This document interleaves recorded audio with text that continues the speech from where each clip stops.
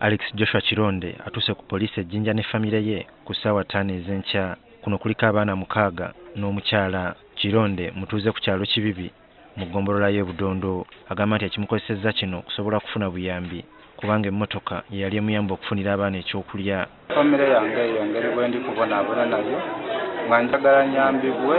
Emmotoka yange yali enyamba mu bizibu bingi naye kuva Desemba nga 19 we bankwata sifunanga mmotoka yange.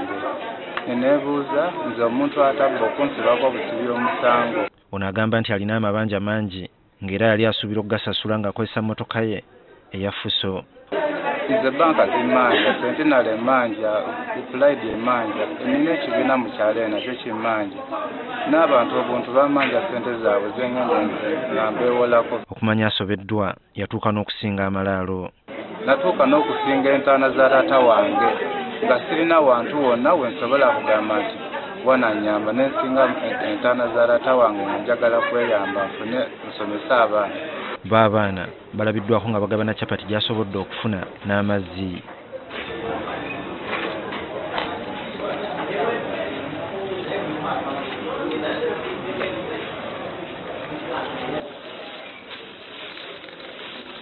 Kironde agamba emmotoka ye bwoya era nga ye yagyegulira. Nakyewuunya nnyo okugamba nti ate ndi mubbi nzabbiyewo emmotoka yange. Nze nziba nti emmotoka yange okugireeta okugipaakinga wano ng'ate nze emmotoka yange si kugamba nti mulala gigulira, nze mwennyini nagyegulira buli kimu kirina.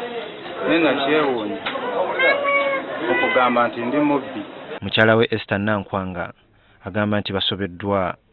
Ayo okuva Desemba bwe yava mu yeekolemu kwa 24 paka n'esaawa twe tulibona tuzira kyakulya, amaka twasinga, ettaka twasinga, buli kimu tuzira we tuli kale zenda amale ku poliisi.